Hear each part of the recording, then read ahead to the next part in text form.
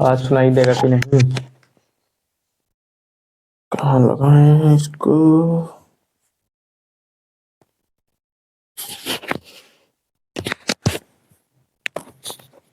ठीक है, ये लगा। हाँ ठीक। तो कैसे हैं दोस्तों? हम लोग देख रहे थे भारतीय साक्ष्य अधिनियम।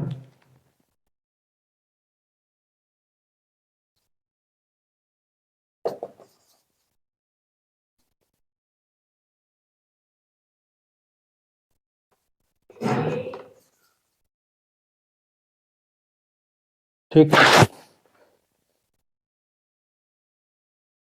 और हम लोग कहाँ तक आइडेंटिफिकेशन परेड तक पहुंच गए थे? ठीक है, आइडेंटिफिकेशन परेड हम लोग ने देख लिया था, जो कि सेक्शन 7 था। ठीक है,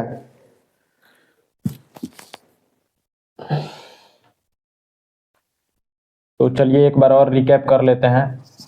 section 1, section 2, section 3, section 4, section 5, section 6, section 7। यहाँ तक हम लोग सेक्शन 7 में आइडेंटिफिकेशन परेड, ठीक, हम लोगों ने देखा था। इसमें एक केस था, Ramkishan versus state of Punjab, शायद Ramkishan versus state of Punjab.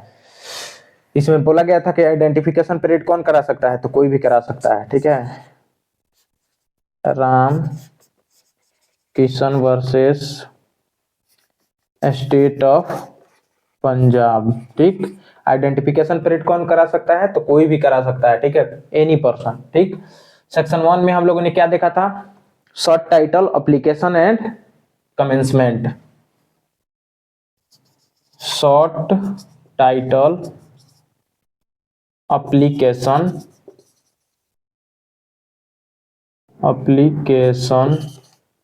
And commencement. ठीक, 2 में क्या हम लोग देखे थे? डेफिनेशन। ठीक, 3, 4, 5, 6, 4 में रेस जेस्टा देखे थे, जो कि इंपोर्टेंट था। 4 ही में था ना? ठीक है, 5 में ओकेजन, कॉज एंड इफेक्ट था। देख लें एक बार, डायरेक्ट में कहीं गलती ना हो जाए तो कहेंगे लोग कि relevant fact, relevancy of fact forming part of same transaction. ठीक है, जिसे रेस जेस्टा बोला जाता था। Fact forming part of same transaction, fact forming part of same transaction. ठीक है, fact, relevancy of fact forming part of same transaction मतलब race जेस्टा से रिलेटेड था। ठीक है, ये हम लोग देखे थे। 6 में था motive, preparation and previous subsequent conduct. Motive, preparation and previous subsequent conduct था। ठीक है, 5 में था ओकेजन, कॉज और effect. Occasion, cause, effect, occasion, cause, effect, state of mind हम लोग देखे थे। ठीक है, और 3 में क्या था? एविडेंस में be given in fact, in issue और relevant fact. Fact in issue और रिलेवेंट फैक्ट। ठीक, इसके बारे में हम लोगों ने देखा था। ठीक है, अभी तक हम लोग 7 चैप्टर तक देख चुके हैं, सॉरी 7 सेक्शन तक देख चुके हैं। पहला में है short title, application and commencement. दूसरा में है डेफिनेशन क्लॉज। ठीक है, तीसरा में क्या है कि फैक्ट इन इशू और रिलेवेंट फैक्ट से रिलेटेड ही हम कोई भी एविडेंस दे पाएंगे कोर्ट में, अन्य अदरवाइज नहीं। तो फैक्ट इन इशू, तो जिस पे वो सूट फाइल किया गया है, जिस केस को लेके, जिस बात को लेके जो विवादित बात है, ठीक है, वही फैक्ट इन इशू है। रिलेवेंट फैक्ट क्या है? तो जो सेक्शन 3 से लेके 50 तक में दिया गया है।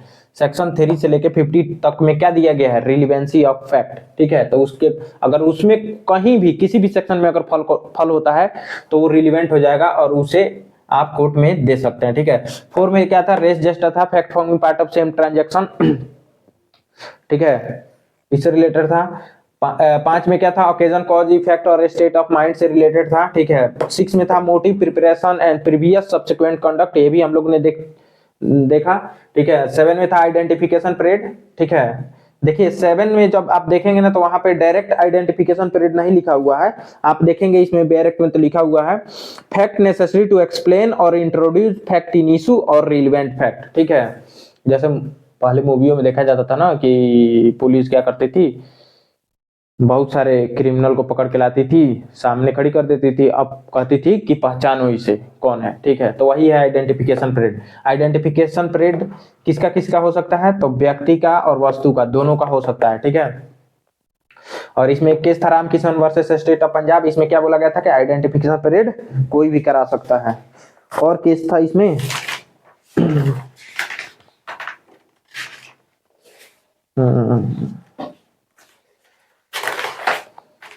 देख लेते हैं, और कोई केस होगा तो बता देंगे।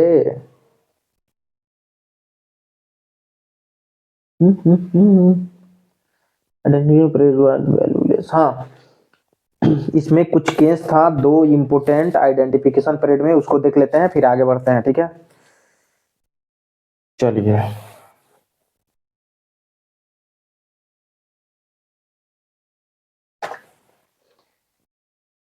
अब देखिए, आइडेंटिफिकेशन परेड अगर पुलिस के द्वारा नहीं किया गया है, ठीक है, आइडेंटिफिकेशन परेड अगर पुलिस के द्वारा नहीं किया गया है तो क्या है, कोर्ट में अगर आइडेंटिफिकेशन परेड हो रहा है तो क्या है, वैल्यूलेस है, कहा गया था।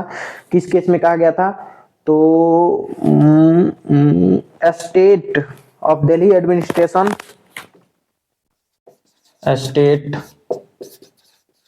Delhi administration versus VC Shukla, ऐसे करके था, हाँ, VC Shukla versus VC Shukla. इसमें कोर्ट ने कहा था कि अगर आइडेंटिफिकेशन परेड पुलिस के द्वारा नहीं किया गया है तो कोर्ट में उसकी, मतलब कोर्ट में आइडेंटिफिकेशन परेड का कोई वैल्यू नहीं है, वो वैल्यूलेस है, ये बोला गया था, ठीक है ना। सुनिए, that identification parade of accused by witness for the first time in the court without being tested by the prior test identification parade was valueless। मतलब अगर कोर्ट में आइडेंटिफिकेशन परेड फर्स्ट टाइम हो रहा है, पहले नहीं किया गया है, तो क्या है, वैल्यूलेस है, ये बोला गया था। एक और केस था इसी में क्या नाम था, दो Hare Kishan Singh versus state of Bihar, ठीक है। Hare Kishan Singh versus state of Bihar 1988 का केस है, और ये कब का केस है, वीसी शुक्ला वाला 1980 का केस है, ये 1980 का केस है। और एक था हरे कृष्णा था ना, Hare Kishan Singh versus state of Bihar 1988 का केस है। इसमें भी यही बात बोला गया था कि अगर पुलिस द्वारा कोई आइडेंटिफिकेशन परेड पहले नहीं कराया गया है तो उसका क्या है, वो यूजलेस है ना, ऐसे बोला गया था। हाँ, यूजलेस होगा कब, तो सुनिए, the supreme court has held that where the one of the witness failed to identify the accused at the identification parade by him of the accused in the court was useless, ठीक है ना। कह रहा है कि one of the witness fail to identify the accused at the identification parade, अगर identification parade में identify करने में फेल हो गया है, अगर पहला जो आइडेंटिफिकेशन परेड हुआ था उसमें वो फेल हो गया, मतलब पहचान ही नहीं पाया कि वो कौन है, क्रिमिनल या वस्तु, तो कोर्ट में अगर आइडेंटिफिकेशन परेड कराया जा रहा है तो क्या है, यूजलेस है। किसमें बोला गया था, इसमें बोला गया था आइडेंटिफिकेशन परेड यूजलेस है अगर पहले आइडेंटिफिकेशन परेड कराया गया था और वो फेल हो गया था, ठीक है। State of Delhi administration versus VC Shukla 1980 के केस में क्या बोला गया था कि आइडेंटिफिकेशन परेड अगर कोर्ट में फर्स्ट टाइम हो रहा है तो क्या है, वैल्यूलेस है। इसमें बोला गया था वैल्यूलेस, इसमें क्या बोला गया था, यूजलेस, ठीक। कब यूजलेस होगा, जब आइडेंटिफिकेशन परेड क्या हो गया हो, फेल हो गया हो पहली बार, और कोर्ट में उसका आइडेंटिफिकेशन परेड फिर हो रहा है तो क्या है, यूजलेस है। कोर्ट में आइडेंटिफिकेशन परेड क्या है, वैल्यूलेस है, इसमें बोला गया था। चलिए आगे बढ़ते हैं। ये था सेक्शन 7 से रिलेटेड कुछ केस। इसमें 3 केस बताए हैं। Ramkishan versus state of Punjab, जिसमें आइडेंटिफिकेशन पीरियड कोई भी करा सकता है। State of Delhi administration versus VC Shukla, और Hare Kishan Singh versus state of Bihar. चलिए आगे बढ़ते हैं सेक्शन 8 की तरफ। आपके पास ये बेयर एक्ट होना ही चाहिए। अगर बेयर एक्ट है तो आप केस उस सेक्शन के बगल में ऊपर नीचे कहीं भी नोट कर सकते हैं, नहीं तो एक छोटा सा पेज ऐसे देखिए, ऐसे एक छोटा सा पेज ले लीजिएगा। दिख रहा है ना भाई? दिख रहा है ना? हाँ ठीक है। ऐसे देखिए, ऐसे एक छोटा सा पेज ले लीजिएगा, ऐसे लिख कर और ऐसे चिपका दीजिएगा। क्यों हंस रहे हैं भाई? देखिए इसमें हम लखनऊ की लाइब्रेरी में पढ़ रहे थे, मन नहीं लग रहा था, लिखे थे तन्हाइयाँ और बेखुदी उसकी यादों में बढ़ती रही, तन्हाइयाँ और बेखुदी उसकी यादों में बढ़ती रही, मैं उसका इंतजार करता रहा, वो मेरा इंतजार करती रही। क्या अभी मुकेश भाई, क्या लिखते रहते हो? चलिए तो अब सेक्शन 8 पे आ गए हम, ठीक है। सेक्शन 8 क्या बात करता है? थिंग्स सेड और डन, हाँ कंस्पाइरेसी से रिलेटेड है, याद रखिए। किससे रिलेटेड है? थिंग्स सेड और done by conspirator in reference to the common design, in reference to the common design design, ठीक है। देखिए अगर पूछा जाए मतलब आएगा कि कौन सा ऐसा सेक्शन है जो कंस्पाइरेसी से रिलेटेड है, तो सेक्शन 8 किससे रिलेटेड है? कंस्पाइरेसी, ठीक है। अच्छा ये कंस्पाइरेसी चलिए कंस्पाइरेसी से रिलेटेड है, इतना याद रखिए, सेक्शन 8, ठीक है। इसमें बहुत ही महत्वपूर्ण 2 केस है। एक मिर्जा अकबर वर्सेस एम्पेरर 1940 का केस है। मिर्जा अकबर वर्सेस एम्पेरर 1940 का केस है। एक बार देख लें कि 1940 का ही है ना बुक में। देखिए हम किस बुक से पढ़ाते हैं ये भी बता दे रहे हैं। अवतार सिंह का बुक है ये, ठीक है। अवतार सिंह के बुक से पढ़ाते हैं। अगर अवतार सिंह का बुक आपके पास है वो तो देख सकते हैं। किधर गया भाई कंस्पाइरेसी वाला? हाँ मिर्जा अकबर 1940 का केस है, ठीक है ये। और एक और केस है इसमें बहुत ही इंपॉर्टेंट, आर वर्सेस बेकेंटाई, ठीक है। आर वर्सेस बेकेंटाई 1800 कुछ ईस्वी का केस है, 1844 का केस है, ठीक है ना। इसमें कुछ रूल भी बताए गए थे, ठीक है। अभी हम लिखवा देंगे कुछ रूल, ठीक है, इसमें कंस्पाइरेसी का।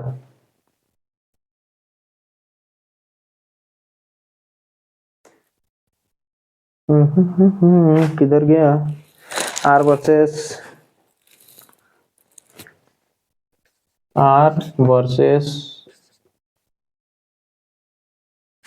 बेक एंड टाई, ठीक है।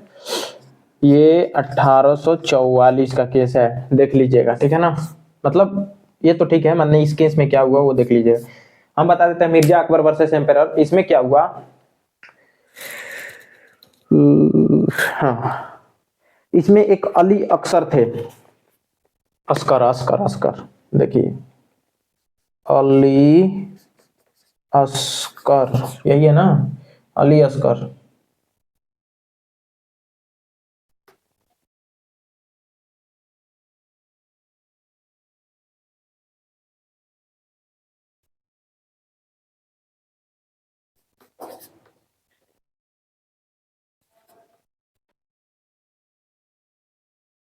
यार आंसू सर का कॉल आ गया था, अब हम फ्लाइट मोड में लगाना ही भूल गए थे, वीडियो रुक गया था और हम बकबका रहे थे, समझे में नहीं आता है, क्या करें यार। हाँ तो चलिए हम ये सब केस बता चुके थे, हैं। चलिए कोई बात नहीं, एक बार और बता देते हैं। मिर्जा अकबर वर्सेस एम्पायर 1940 के केस में ये हुआ था कि इसमें अली असगर का शादी मेहर तेजा से होता है, ठीक है। अली असगर की शादी मेहर तेजा से होता है, लेकिन मेहर तेजा और मिर्जा अकबर एक दूसरे से प्यार कर रहे होते हैं, ठीक है। तो ये दोनों मिलकर एक कंस्पाइरेसी षड्यंत्र रचते हैं कि इसको मारवा दिया जाए, ठीक है। तो ये दोनों इसको क्या करते हैं, कंस्पायर करते हैं कि इसको मार दो, ठीक है। और ये जाता है बंदूक लेके इसी के गांव में इसका हत्या कर देता है, ठीक है। और ये पकड़ा जाता है, मतलब पकड़ा जाता है, जान से नहीं पकड़ाता है, मतलब जब इसकी मृत्यु होती है तो लोग इसको पकड़ लेते हैं या पुलिस पकड़ लेती है। जब पुलिस पकड़ती है तो इसके हाथ में एक रिवॉल्वर होता है, सिंगल हैंडेड रिवॉल्वर जो भी है मिलता है, और उससे पता चलता है कि वो अभी फायर्ड किया गया है, मतलब अभी उसको क्या किया गया है, उससे गोली फायर की गई है, ठीक है। तो मिर्जा अकबर आकर बोलता है कि नहीं, ये इनोसेंट है, इसको छोड़ दो, ये क्या है, इनोसेंट है, इसको छोड़ दिया जाए, क्योंकि मैंने बोला था इसको मारने के लिए। तो इसके तो ये क्या लेता है, मतलब अपना क्या बोलता है, डिफेंस क्या लेता है, उमर शेर अपना डिफेंस लेता है कि मेरे केस में मोटिव प्रेजेंट नहीं था, मतलब मेरा मोटिव था ही नहीं इसको मारना। लेकिन कोर्ट कहती है कि नहीं, आप तीनों लोग मर्डर के लिए और कंस्पाइरेसी के लिए लाइबल हैं, ठीक है। ये पूरा हम विस्तार से बता चुके थे, लेकिन कॉल आ गया तो कट गया आंसू सर का। तो चलिए एक बार पढ़ के बता देते हैं, ये किसमें है। ये किताब जब आप क्या बोलते हैं अवतार सिंह का किताब जब खोलेंगे तो इसमें प्रिंसिपल ऑफ सेक्शन 10 में जाएंगे तो ये केस दिया हुआ है, मिर्जा अकबर वर्सेस एम्परर। तो इसमें लिखा हुआ है, one Ali Askar was married to Mehar Teja. Ali Aksar was married to Mehar Teja, मतलब अली अक्सर का मेहर तेजा से शादी होता है।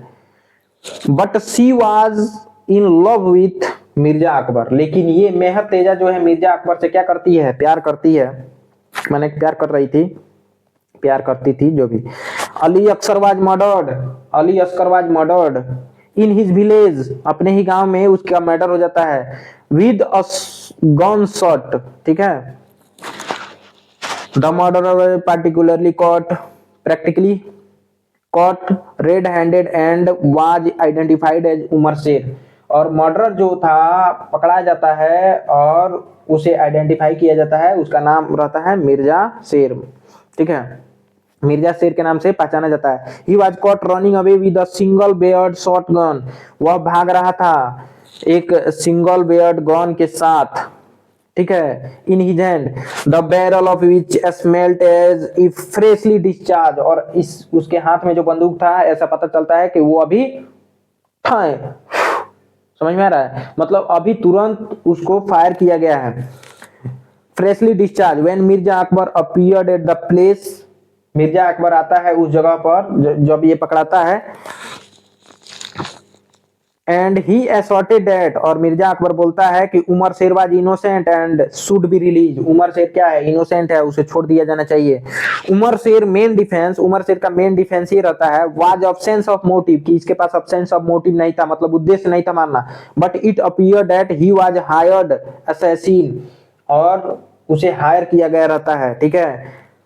Bribe to commit the murder to by Mirza, मतलब उसे हायर किया रहता है कि उसे अली अक्सर को मारना है, किसके द्वारा, मिर्जा अकबर और मेहर तेजा के द्वारा।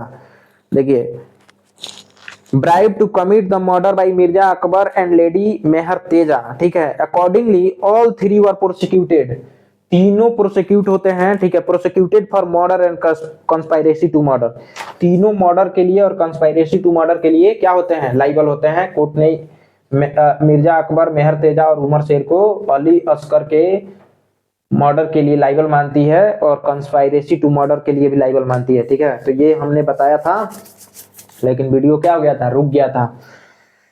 तो चलिए, ये था सेक्शन 10। सेक्शन 10 किससे रिलेटेड, सॉरी सेक्शन 8 किससे रिलेटेड है, कंस्पाइरेसी से रिलेटेड है, ठीक है। क्योंकि ये ओल्ड बुक है, ठीक है ना, अवतार सिंह का, तो इसमें सेक्शन 10 जो इंडियन एविडेंस एक्ट में ये सेक्शन 10 में था, तो कोई बात नहीं। भारतीय साक्ष्य अधिनियम के सेक्शन 8 क्या है, कंस्पाइरेसी से रिलेटेड है, ठीक है। इसमें दो केस है, आर वर्सेस बेकेंटाई 1844 का केस है, और मिर्जा अकबर वर्सेस एम्परर 1940 का केस है, ठीक है। तो चलिए अब आगे बढ़ते हैं सेक्शन 9 पर। सेक्शन 9 किसका बात करता है, प्ली ऑफ अलीवी का बात करता है, प्ली ऑफ अलीवी। चलिए सेक्शन 9 बेयर एक्ट आप लोग के पास होना चाहिए। प्ली ऑफ एलिवी, हालांकि इसमें कुछ अलग दिया है, when fact not otherwise relevant, when facts not otherwise relevant becomes relevant, become relevant. देखिए जब fact, when fact not otherwise relevant, कोई फैक्ट रिलीवेंट नहीं होता है फिर भी वो रिलीवेंट है, क्यों?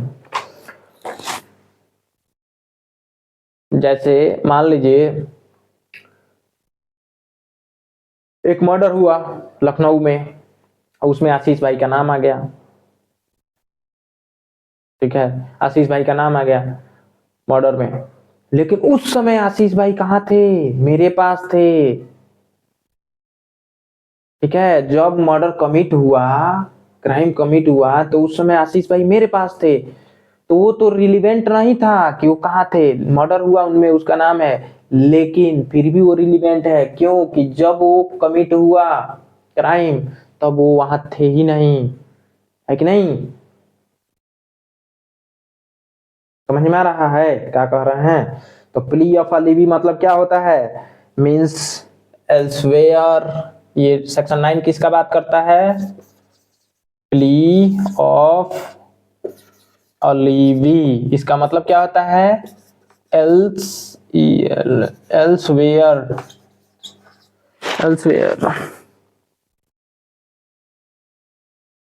ठीक है, मतलब कहीं और।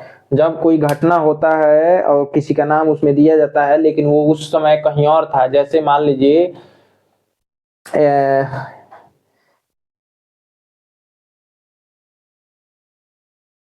इंडियन एविडेंस एक्ट का सेक्शन 112, एक मिनट, 100 इंडियन एविडेंस एक्ट का 112 116 में आ जाएगा ये, 116 में बर्थ। हाँ देखिए, भारतीय साक्ष्य अधिनियम का सेक्शन 116 देखिएगा, भारतीय साक्ष्य अधिनियम का, ये इससे रिलेटेड है। इसमें एक क्या बोलते हैं, एक इलस्ट्रेशन है,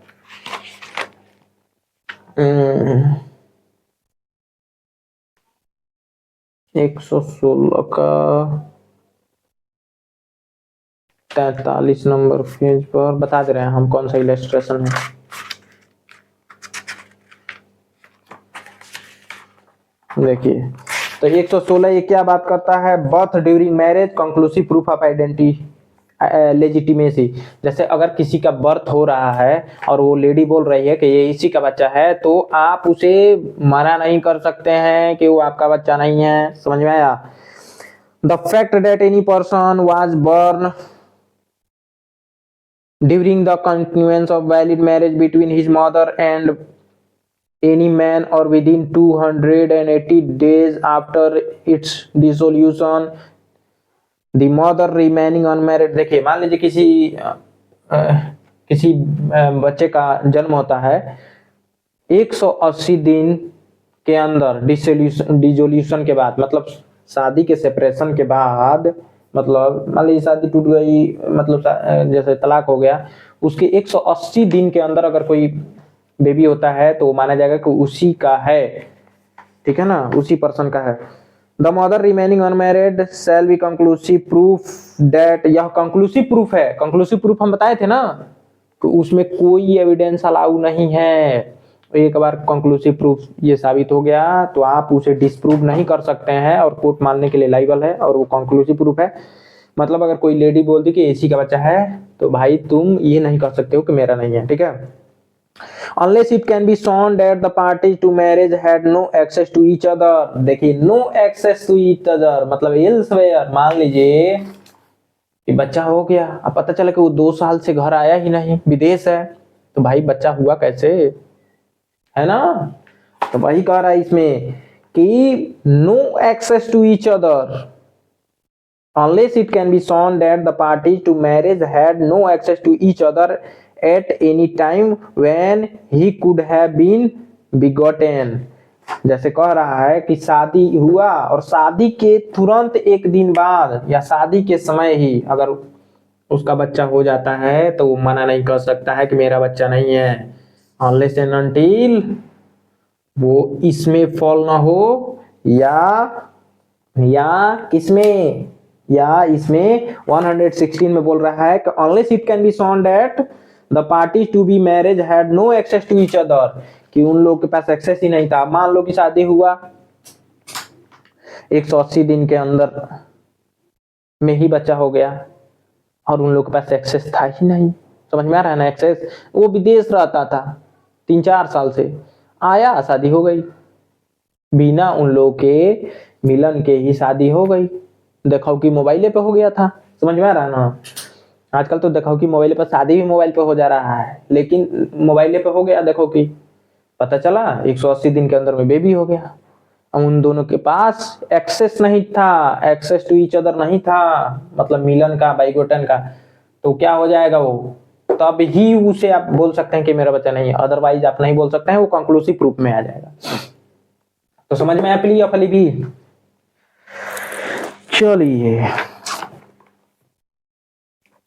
इसमें एक केस देख लीजिएगा, Dudhnath Pandey versus state of UP, plea of alibi में। ठीक है, हस्बैंड कहीं और रह रहा था और उसकी वाइफ प्रेग्नेंट हो गई, उसके पास एक्सेस ही नहीं था वाइफ के पास जाने का। तो बताइए क्या होगा इस केस में। केस क्या है, Dudhnath Pandey versus state of UP.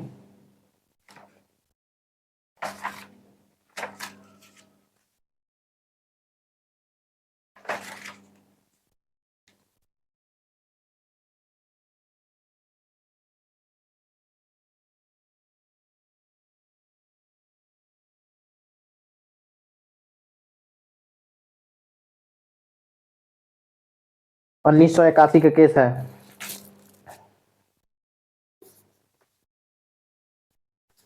Dudhnath Pandey versus state of UP 1981। बेबी हो जाता है लेकिन दूधनाथ के पास एक्सेस ही नहीं रहता है। चलिए देख लेते हैं कहाँ है ये।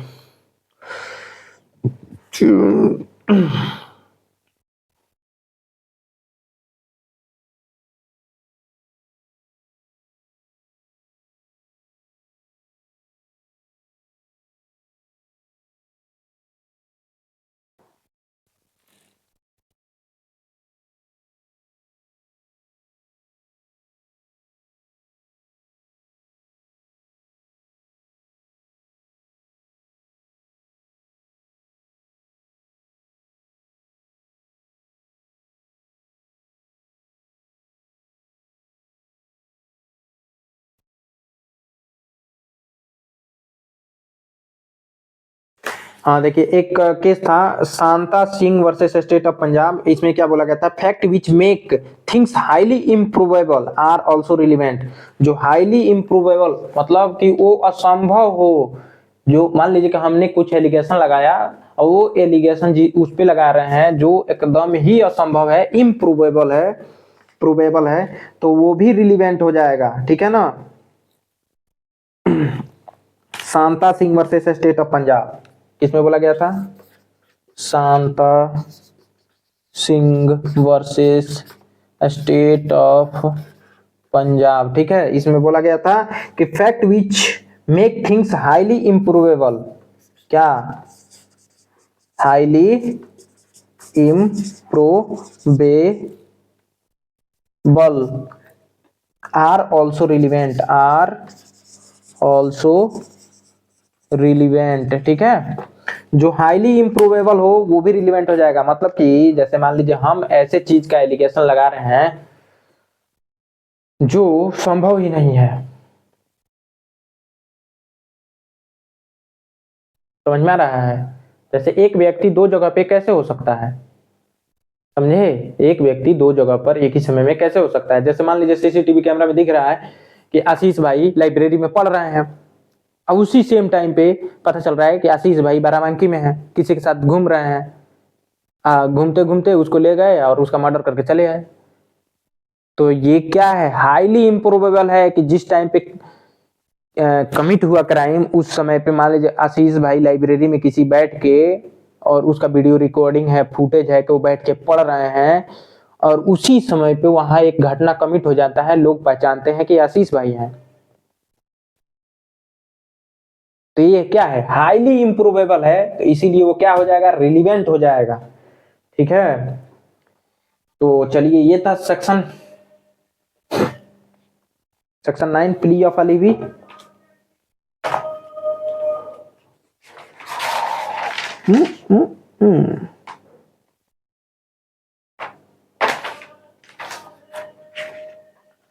अब सेक्शन 10 क्या है? चलिए अब सेक्शन 10 के बारे में देख लेते हैं। डैमेजेस से रिलेटेड है, आशा करते हैं ये समझ में आया होगा। चलिए सेक्शन 10 किसका बात करता है? Fact tending to enable the court, fact tending to enable the court, enable court to determine amount, to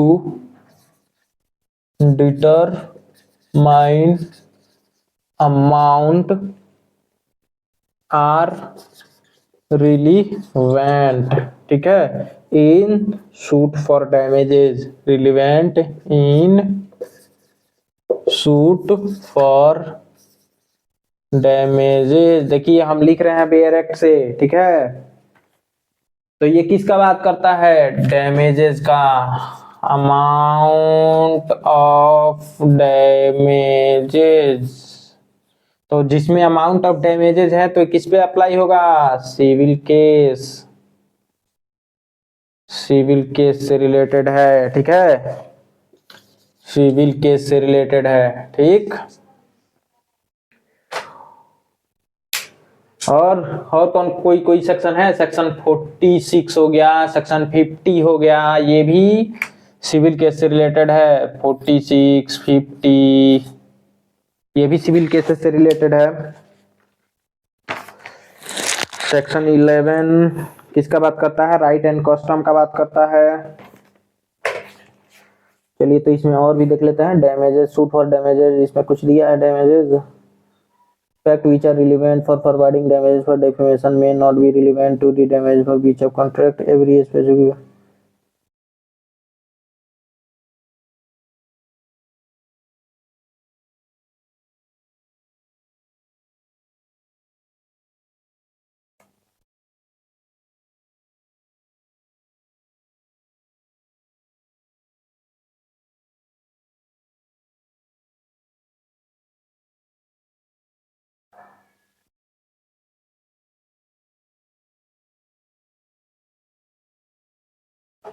देखिए इसमें एक केस है, उतना इंपॉर्टेंट नहीं है अमाउंट ऑफ डैमेज में।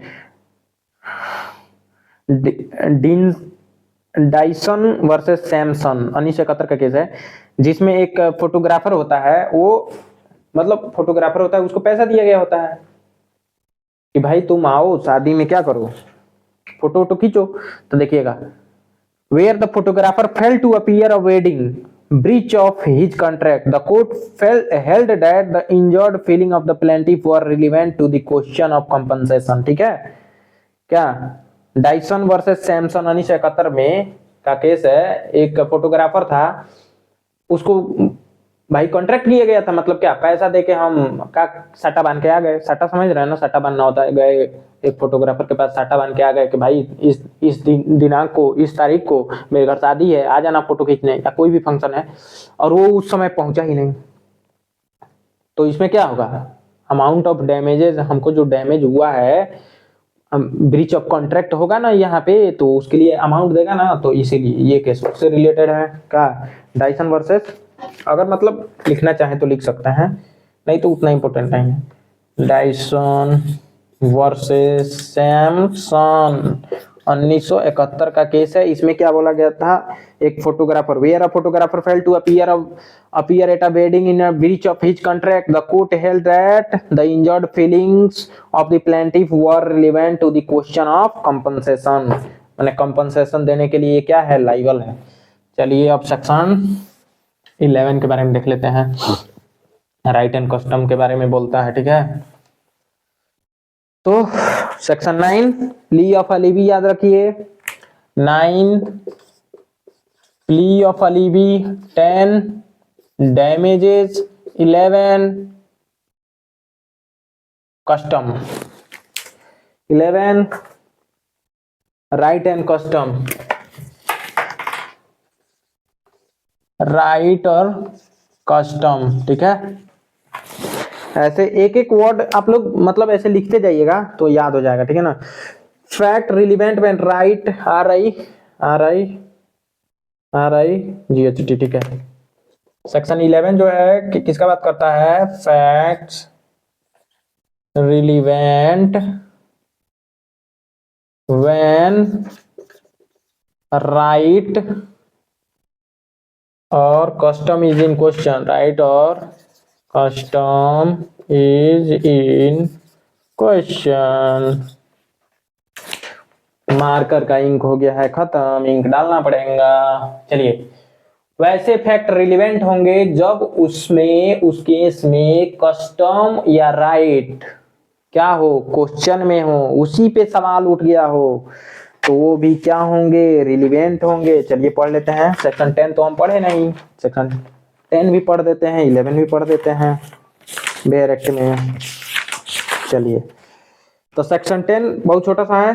Fact tending to enable the court to determine amount are relevant suit for damages in suit in which damages are claimed, any fact which will enable the court to determine the amount of damages which ought to be awarded is relevant. चलिए, section 11 fact relevant when right और custom is in question. वैसे fact और relevant होंगे जिसमें right और custom पे ही question उठ गया हो। When the question is as to existence of any right or custom, the following facts are relevant: any transaction by which the right or custom is in question was created, claimed, modified, recognized, asserted or denied, or which was inconsistent with its existence. Particular instance in which the right or custom was claimed, recognized or exercised, or in which its exercise was disputed, asserted or departed from।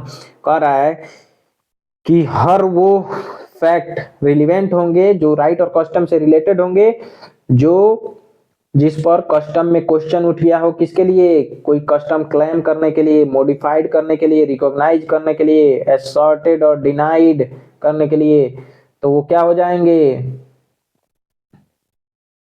जो उसके लिए इनकॉन्सिस्ट, उस custom से inconsistent हो रहा है तो वो रिलेवेंट हो जाएगा।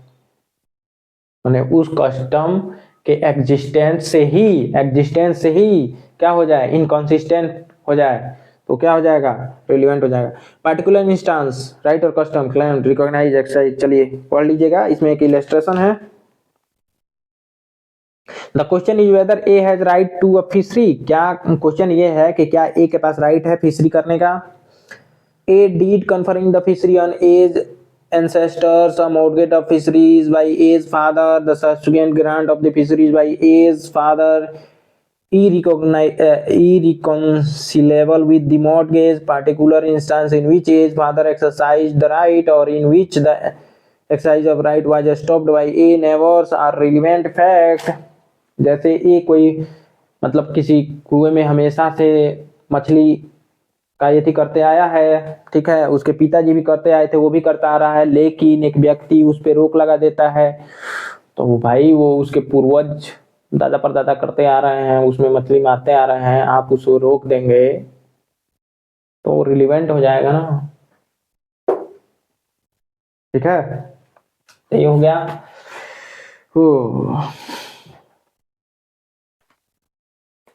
12 नंबर क्या है? State of mind. State of mind, body or bodily feeling, body or bodily feeling का बात करता है। जहां भी state of mind, body or bodily feeling का बात हो, वो भी क्या हो जाएगा? रिलीवेंट हो जाएगा। सेक्शन 12, ठीक है।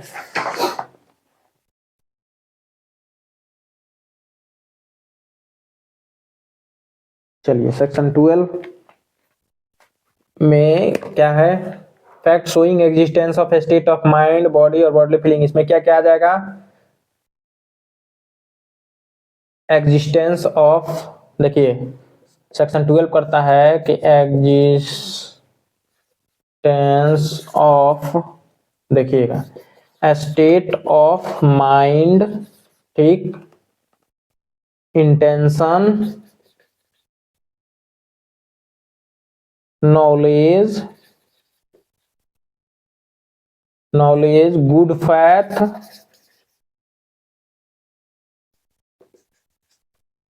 ठीक है, good faith, negligence, रासनेस,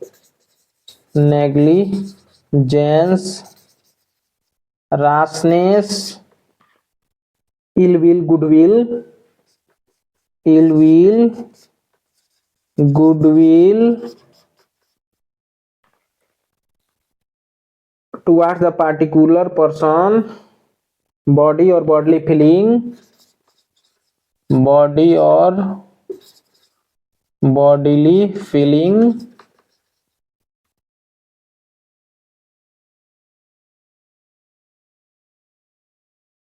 state of mind. चलिए हो गया है।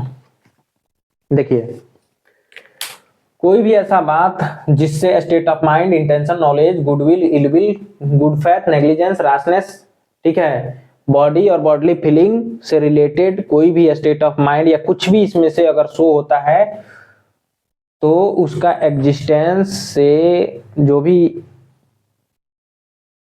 इसमें से कोई भी एक फैक्ट अगर शो होता है तो क्या हो जाएगा? रिलीवेंट हो जाएगा।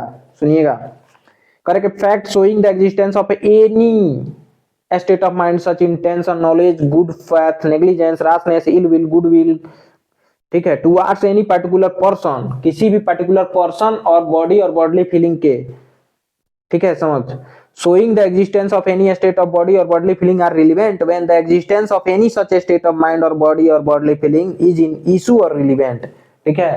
मतलब इसमें कोई भी बात अगर फैक्ट इन इशू से रिलेटेड है या उसको शो कर रहा है, ठीक है, तो क्या हो जाएगा? रिलीवेंट हो जाएगा। इसमें बोला गया है, ठीक है, 12 में। इसमें दो एक्सप्लेनेशन है। Affect relevant is showing the existence of relevant of state of mind must show that the state of mind exists not generally but in reference to the particular matter in question.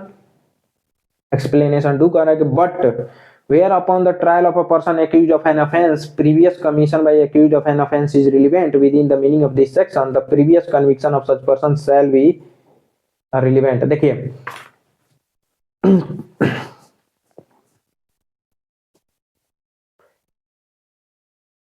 कह रहा है कि generally state of mind relevant नहीं होता है, लेकिन इस section से रिलेटेड अगर रहेगा तो वो रिलीवेंट है। पहला एक्सप्लेनेशन बोलता है not generally but in reference to the particular matter in question, ठीक है ना।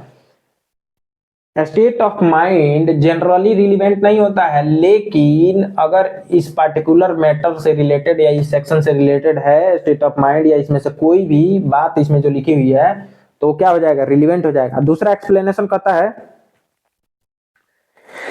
कि जनरली किसी व्यक्ति का प्रीवियस कमीशन रिलीवेंट नहीं होता है, लेकिन इस सेक्शन से रिलेटेड क्या हो जाएगा? रिलीवेंट हो जाएगा। जैसे previous commission by accused of an offence is relevant with in the meaning of this section, ठीक है ना।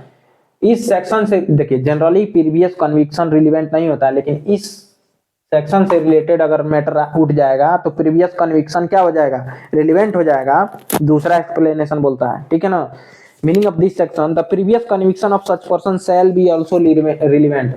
और प्रीवियस कन्विक्शन क्या हो जाएगा, रिलीवेंट हो जाएगा। एक्सप्लेनेशन 2 में कहता है कि जनरली किसी व्यक्ति को पीछे, अब मान लो आशीष भाई हैं, हमेशा कुछ ना कुछ उठा के लेके भाग जाता है, ठीक है, हमेशा अभिषेक भाई की किताब लेके भाग जाना, पुष्पांकर की दीपांकर का बेल्ट चप्पल उठा के लेके भाग गए थे भाई। अरे भाई क्या बताए, अरे नाम तो नहीं लेना चाहिए, सॉरी यार, नाम नहीं लेना चाहिए वीडियो में। क्या हुआ आशीष भाई बिना पूछे, पटना से मेरा दोस्त आया लखनऊ एक दिन के लिए, बिना पूछे भाई का बेल्ट, भाई का चप्पल उठा के लेके भाग गया।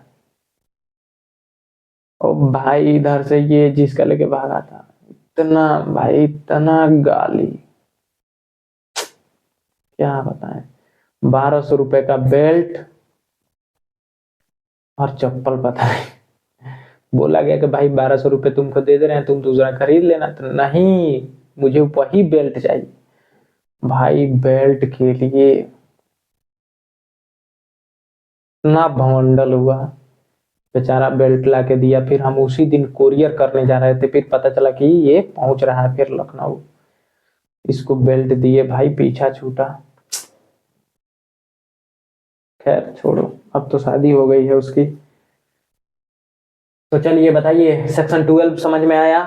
State of mind, body or bodily feeling से रिलेटेड, और कोई भी intention, knowledge, good faith, negligence, rashness, ill will, good will, कुछ भी अगर इसमें से शो होता है तो इस सेक्शन में ये क्या हो जाएगा, रिलीवेंट हो जाएगा। और प्रीवियस कन्विक्शन अगर किसी को हुआ है और इस सेक्शन में उसको देखा जा रहा है, उसके नॉलेज, गुड फेथ, नेग्लिजेंस जो भी हो, तो वो भी क्या हो जाएगा, रिलीवेंट हो जाएगा। अदरवाइज प्रीवियस जो कन्विक्शन होता है वो रिलीवेंट नहीं होता है, लेकिन सेक्शन 12 के अंतर्गत वो प्रीवियस कन्विक्शन भी क्या हो जाएगा, रिलीवेंट हो जाएगा, ठीक है। सो थैंक्स फॉर वाचिंग, मिलते हैं नेक्स्ट वीडियो में। Keep watching, like, subscribe and share.